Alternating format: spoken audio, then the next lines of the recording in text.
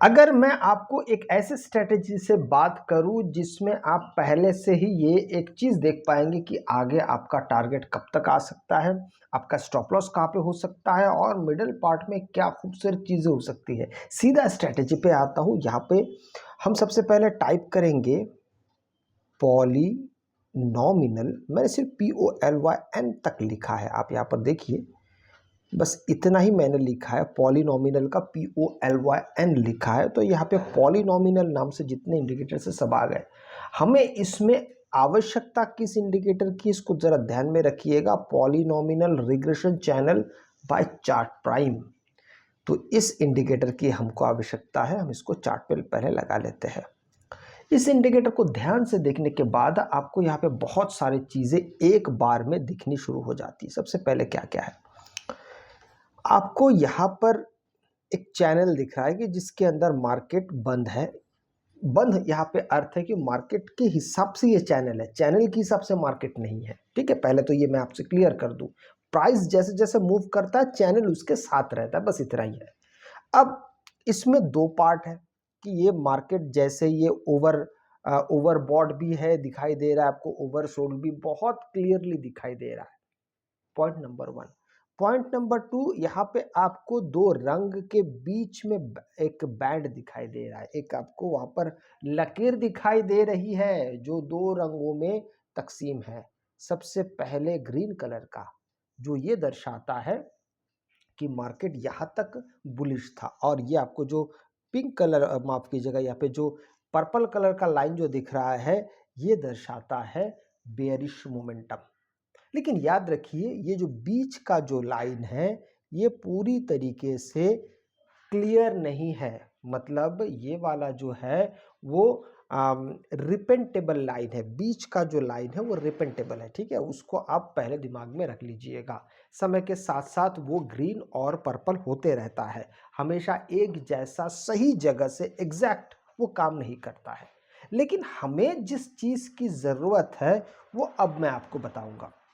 हमें कौन कौन सी चीज़ की सबसे ज़्यादा ज़रूरत पड़ती है जहाँ से हम अपने ट्रेड को एग्जीक्यूट करते हैं या एंट्री के बारे में प्लान करते हैं। तो हमें दो ही चीज़ की आवश्यकता होती है, या तो मार्केट ओवर सोल्ड पोजीशन पे आए या तो मार्केट ओवरबॉट पोजीशन पे आए। बड़ा सिंपल सा यहाँ पे थियरी चलता है मार्केट में। और याद रखिएगा, जितना आसान आपका थियरी होगा, जितना आसान आपके एंट्रीज होंगे, उतने ही आसानी से आप यहाँ पर जीत हासिल कर सकते हैं।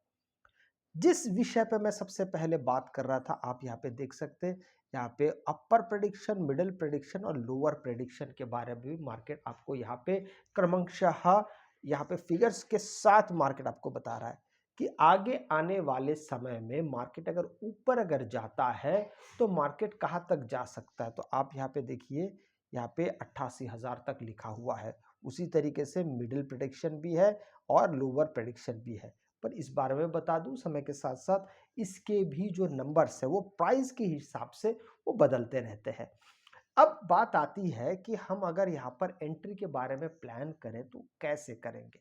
तो इसके लिए भी हमें और एक इंडिकेटर की आवश्यकता होगी जिसका नाम है support and resistance by flux chart. यहाँ पर आप थोड़ा सा ध्यान देंगे, support and resistance MTF by flux chart, इसको हम अपने चार्ट पर लगा लेंगे।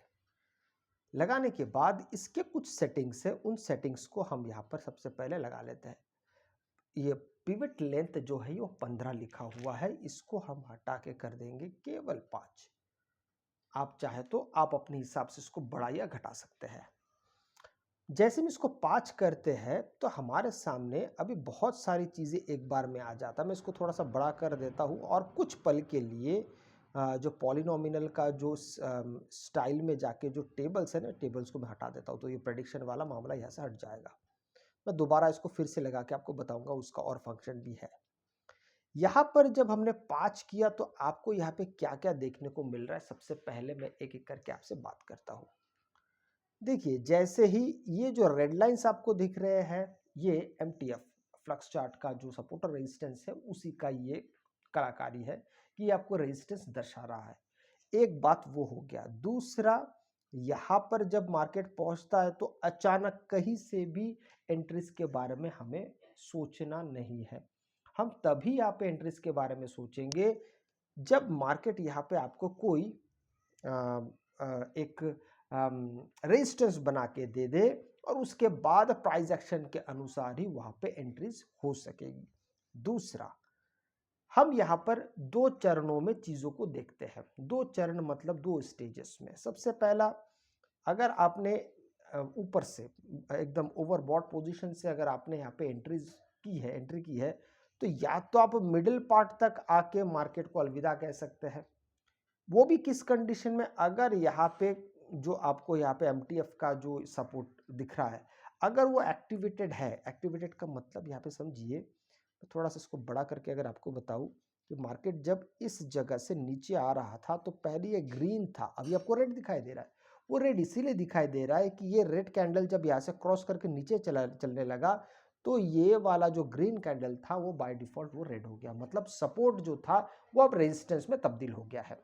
फिर आगे का क्या, मार्केट दोबारा धीरे धीरे आके फिर और एक सपोर्ट मार्केट को मिलता है।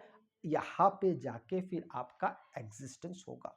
एग्जिट आप यहाँ पर करेंगे, ठीक है। यहाँ पर जैसी आप एग्जिट करते हैं, यहाँ से लेके फिर दोबारा यहाँ पे कूदा जा सकता है क्या? नहीं। यहाँ पे तुरंत आप सिर्फ उछल कूद नहीं कर सकते।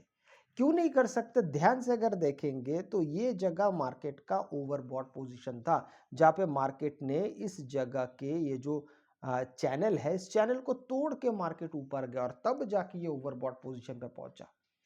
लेकिन अब जब मार्केट जिस जगह से मार्केट वापसी कर रहा है, यहाँ पे मार्केट ओवरसोल्ड पोजीशन पे नहीं आया है। तो जब नहीं आया है हमें उस जगह से दूर भी रहना है। एक बात साथ में बता दूं, इस चैनल को आप बहुत पीछे तक आप इसको प्रैक्टिस नहीं कर सकते, आप हिस्ट्री में नहीं जा सकते इसके, क्योंकि ये बहुत छोटे से लेवल तक ही आपके साथ रहता है। जैसे कि आप देखेंगे ये लगभग 3:15 बजे से लेके अब तक है, तो कुल मिला के एक घंटा 1.5 घंटे के आसपास का ही ये आपको सिर्फ डेटा बता रहा है। लेकिन उससे पहले भी जब मार्केट एक बार इस जगह पे आया था, आप देखिए तो यहाँ पे ओवरसोल्ड पोजीशन पे आया था और इस जो चैनल है इसके नीचे मार्केट पहुंचा था और यहाँ पे मार्केट को एमटीएफ का सपोर्ट भी मिलता है। फिर यहाँ से एक बार एंट्री सफल हो सकती थी। आप बीच बीच में यहाँ पे जो सिग्नल्स देख रहे हैं ये हमारे किसी काम के नहीं है। आप चाहे तो आप इनको बंद भी कर सकते हैं। आप सेटिंग में जाइए, सेटिंग में जाने के बाद अच्छा ये इसका है, फ्लक्स चार्ट का है। अब इसमें ये जो आप देख रहे हैं ना पेन लेवल्स, इसको आप बंद कर देंगे तो वो ऑटोमेटिक वहां से बंद हो जाएगा।